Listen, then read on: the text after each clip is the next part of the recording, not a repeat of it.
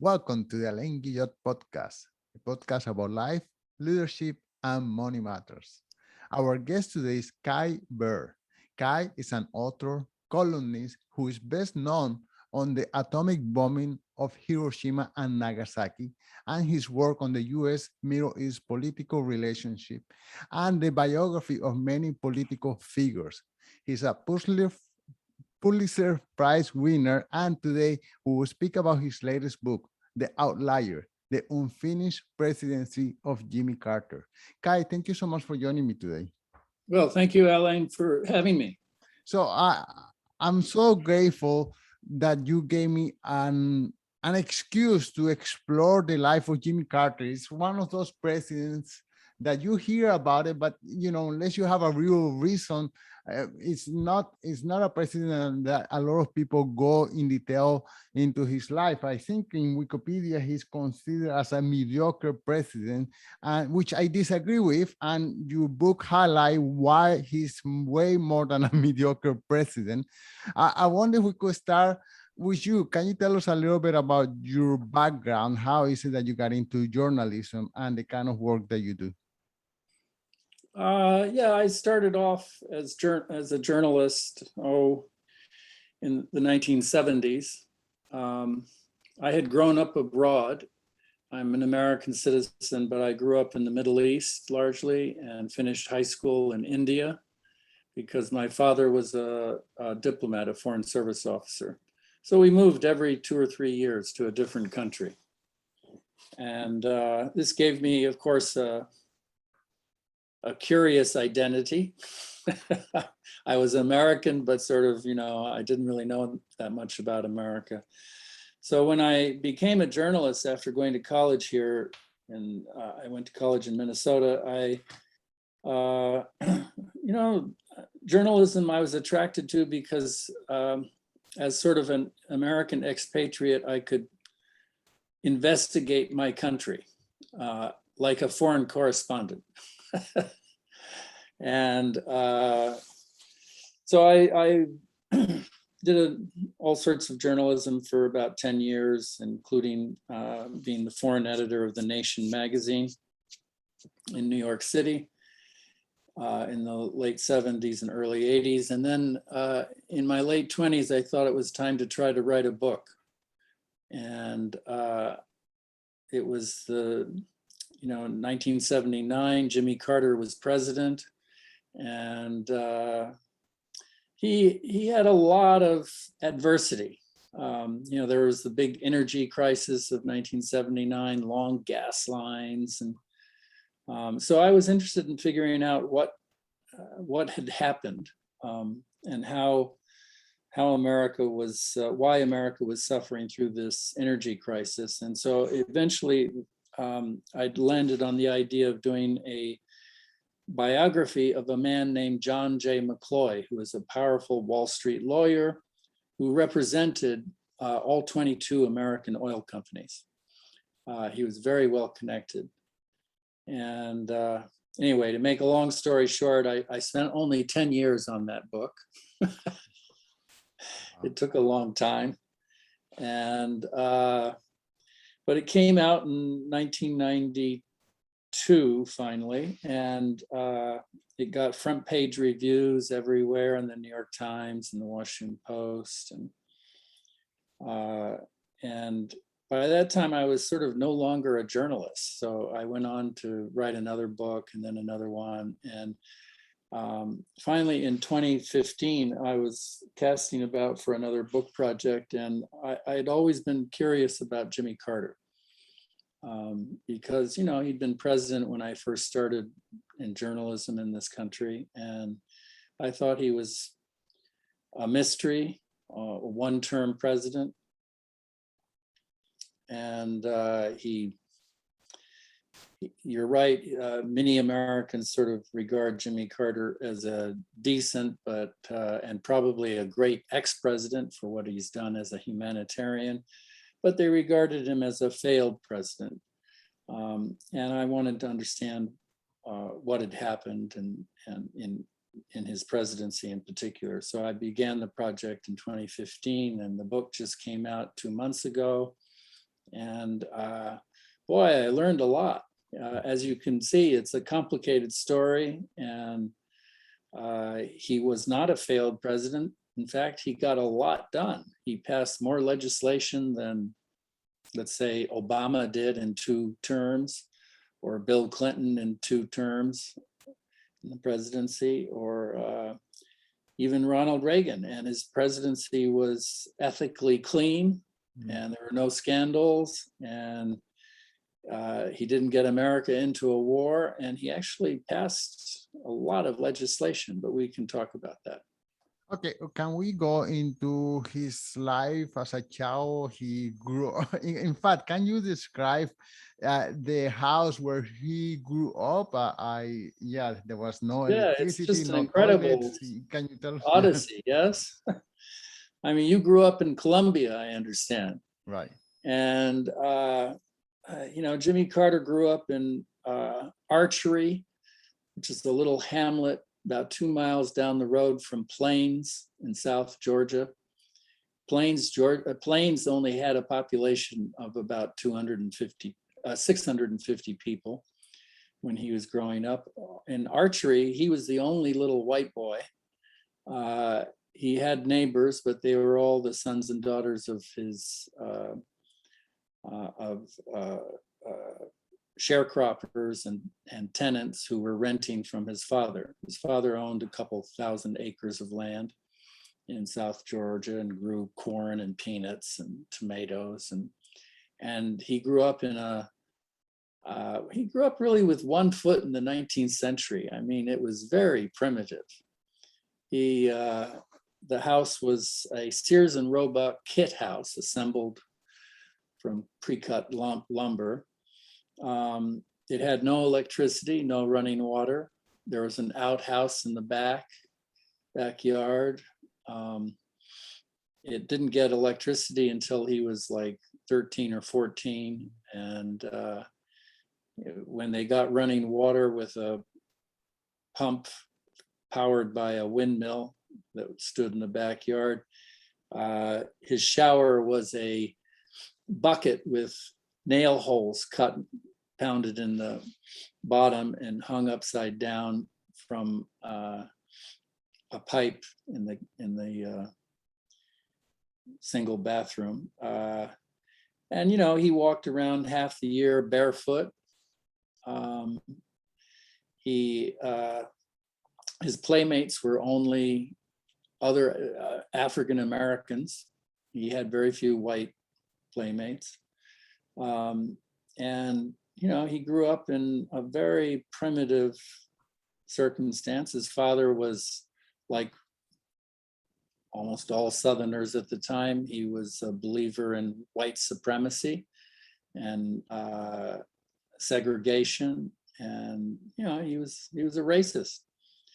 And it's a mystery how Jimmy Carter could have come from these circumstances to become sort of the iconic liberal politician of the South. And yet, as you'll see in the book, the exclamation, the reason is quite clear in that his father was a racist, but his mother, Miss Lillian, was this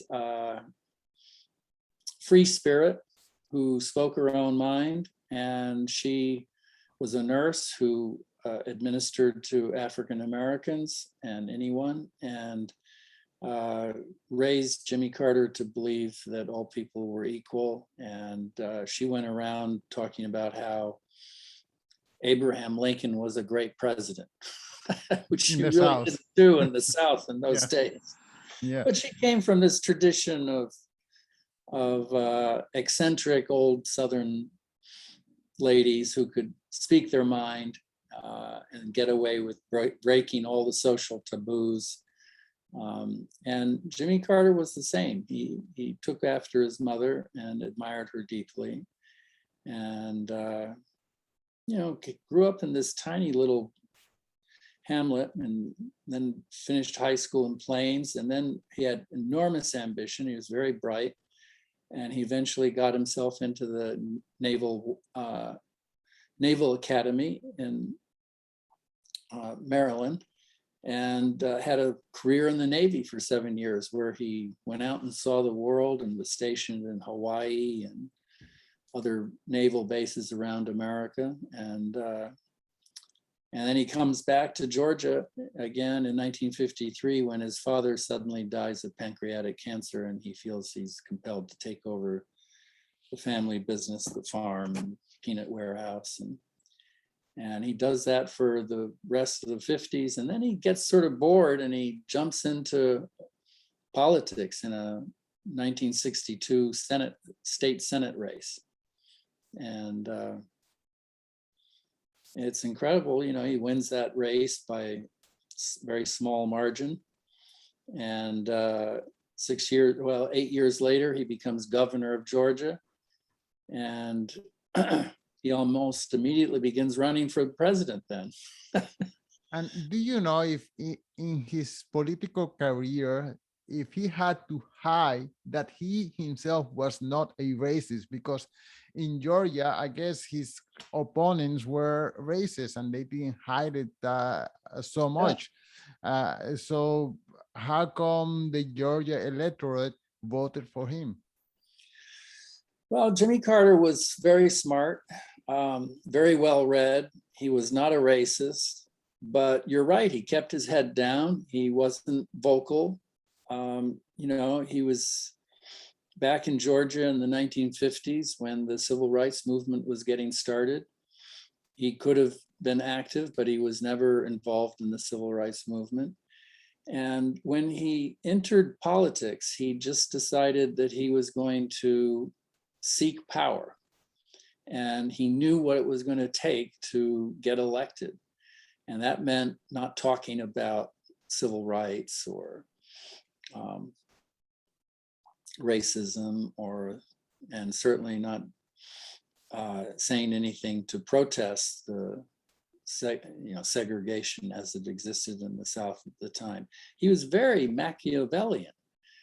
People have this image of Jimmy Carter as a sort of soft-headed, woolly-headed, liberal humanitarian. He's actually a very driven, clever politician who knew exactly what it was going to take to achieve power.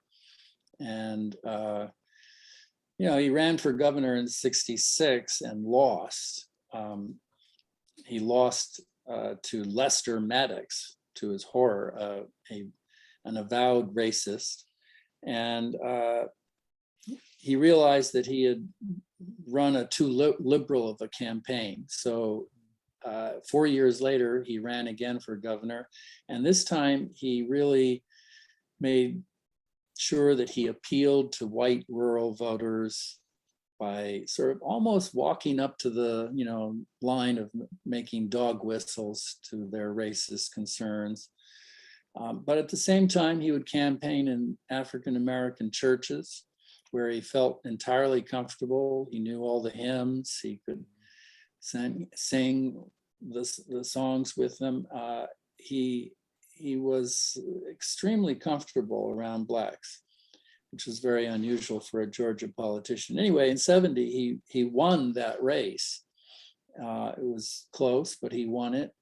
And then on the day he was inaugurated, he shocked everyone on the inauguration stage, giving a short speech in which he announced that the time for segregation in the South was over. Wow. Do you know at what time in history? Well, the Republican Party was known as the party of Lincoln, the party that liberated the Black men. And now the Republican Party is the one who wants to do voters, they suppress the Black vote. That's how I see it all the way from here, from Canada. And while the Democratic Party right now is the one who wants to give this opportunity to vote to everyone, mostly the minorities and Black people. But can you tell us at what moment in history there was that transition from the Republican being the liberator to the oppressor, and the Democratic to be the representative of the plantation owner, to now the one who wants to promote the Black vote? Right. No, it's a little confusing. The Democrats back in the 19th century were the conservatives and the Republicans were the radicals, and now it's sort of just the reverse. And, of course, this odyssey, this political trajectory began with Franklin Roosevelt in the 1930s. But even Roosevelt and his successors in the Democratic Party kept, they were able to get elected with Southern votes. And it was largely based on, the social welfare compact coming out of the Depression. But that all began to fray when the civil rights movement started in the late 40s and 50s. And with the Brown decision of the Supreme Court in 1954, Carter was a witness to this, what happened, the effect of this. It really led to a polarization in Georgia.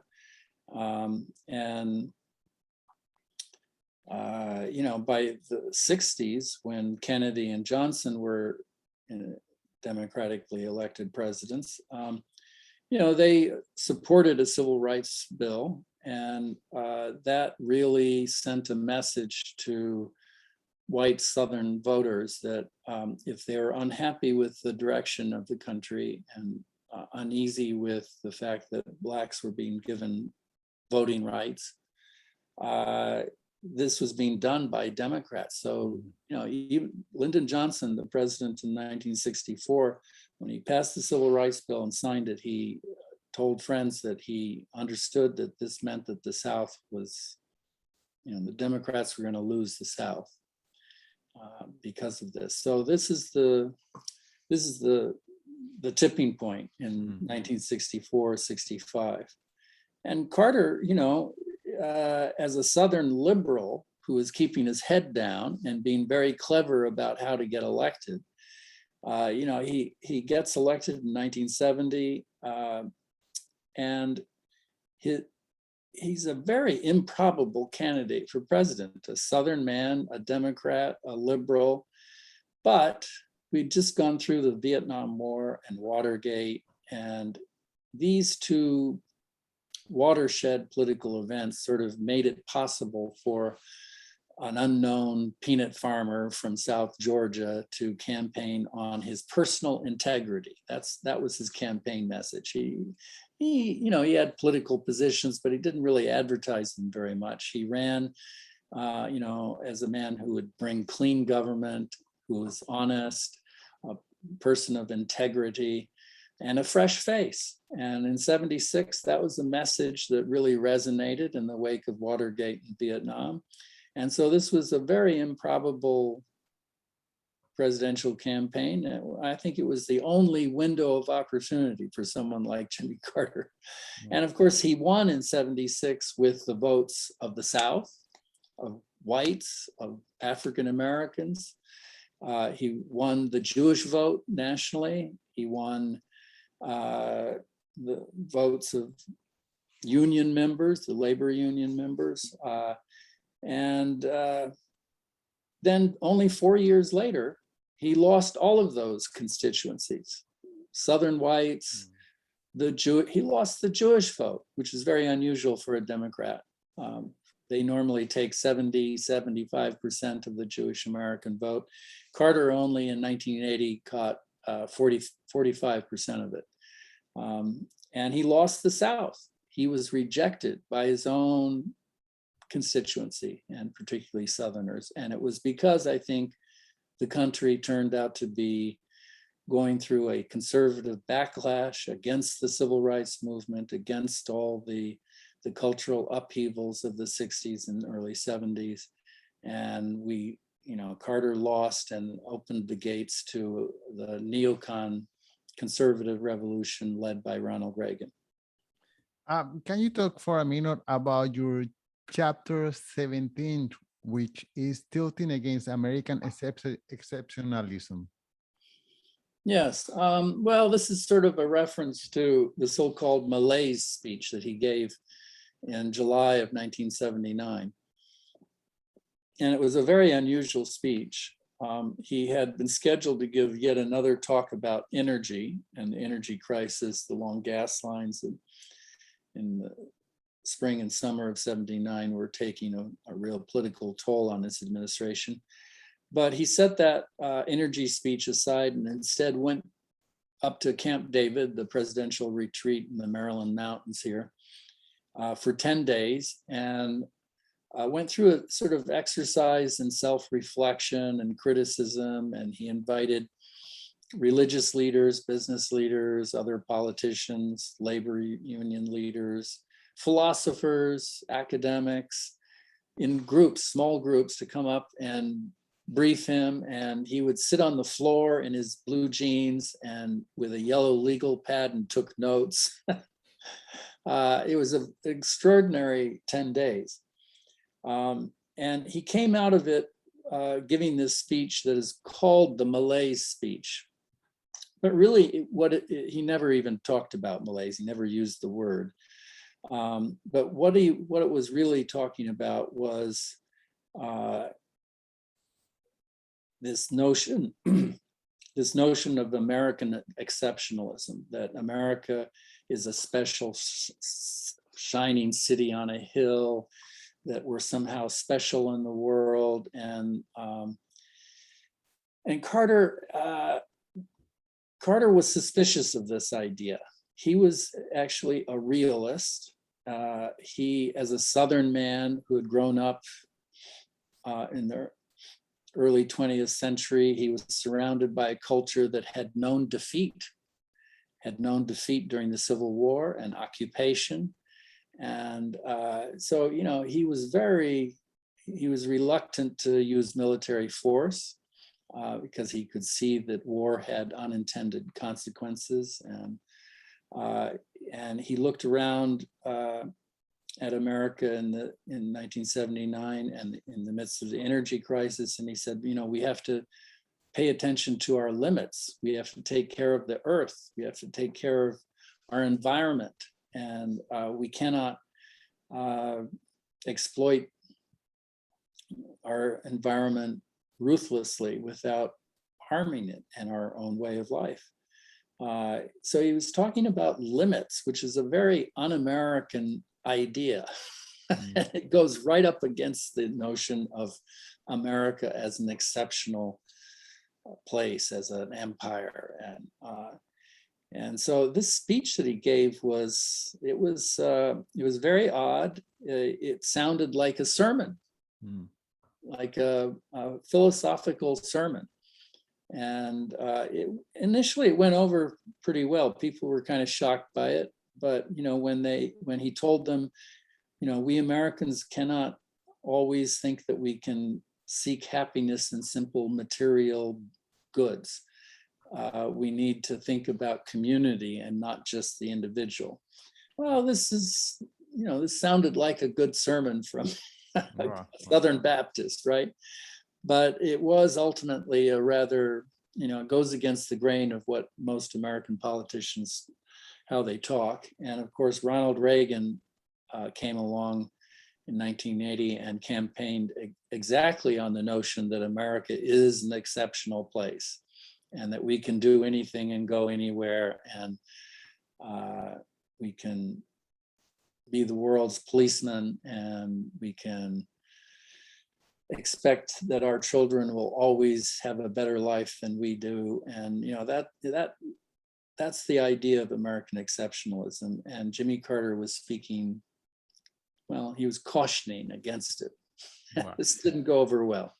So he lost against Ronald Reagan by a lot, but he was a great president from my point of view. I wonder, why is he considered a below average president, considering all the things that he accomplished during his presidency, all the things that you mentioned before? Where does the misunderstanding come from? Yeah, it's just extraordinary, the list of things that he accomplished. He passed, he required the automakers in America to have seatbelts and airbags in their vehicles, which now saves 10,000 American lives every year. He deregulated the airline industry, which allowed middle-class Americans for the first time in the 1970s to fly regularly for vacations and such. He deregulated the trucking and the railroad industry and the natural gas, and he passed the Alaska Land Act, which opened up, protected hundreds of millions of acres of wilderness area and brought it in the federal wilderness system. He he nominated more African Americans and Hispanics and women to the federal bench as judges than all of his predecessors put together before him. He, in the field of foreign policy, he passed the Panama Canal Treaty. He negotiated a SALT II arms control agreement with the Soviet Union. He normalized diplomatic relations with China, which opened up trade with China. He passed immigration reform. He made human rights and the notion of human rights, he put it at the center of American foreign policy for the first time. And this, helped to end the Cold War. It's an extraordinary record. And so you're right to ask the question, why is the disconnect? Given his record of accomplishments, why is he considered a failed presidency? And partly it's, that he wasn't reelected. And partly it's that America, under his 4 years, suffered the humiliation of the Iran hostage crisis and the energy crisis and stagflation. Interest rates went up to 13, 14, even 18%, all driven largely by oil price increases.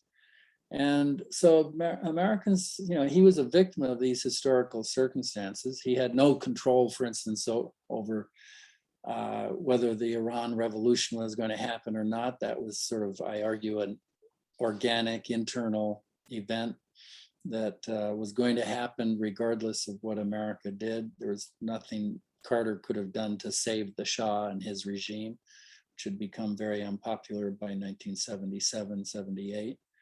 And, inflation was a serious problem, but it wasn't something created by Jimmy Carter. He had inherited this. It was driven by the oil price increases of 1971 and 73, and then again in 79 because of the Iran Revolution. So he's, but I would also argue, the disconnect, the misunderstanding is also rooted in the fact that he was a Southern man. And there was he's the first president elected from the Deep South. And, he spoke with this funny accent. And and he surrounded himself in the White House with his Georgia boys, who also had that funny accent, and wore boots to the office and cowboy jeans at times. And it was a different culture. And the Washington Post and the other big media companies really didn't know what to make of this Georgia peanut farmer who'd occupied the White House. And there was a lot of criticism of his style and personality. And this, rubbed off. He was sort of made fun of. And he got a really bad press, particularly from the Washington Post. Well, one thing I know about him is that he is the best after president the United States have ever had. And for the listeners to find out more of his after presidency, they will have to go and check out your book. So can you tell us one more time what's the title of the book and where can the listeners follow you? Well, the book is called The Outlier, The Unfinished Presidency of Jimmy Carter. And I spent only 6 years on it. And you can find it, in your local bookstore or on Amazon or any of these other online book outlets. And I urge you to read it. Biography is the best form of history. It's easy to read because it draws you into the personal life. And then along the way, you learn a lot of history and an understanding of where we came from. And you have a website as well? I have a website. It's just kaibird.com. Kai, thank you so much for your time. Thank you for having me. This has been fun.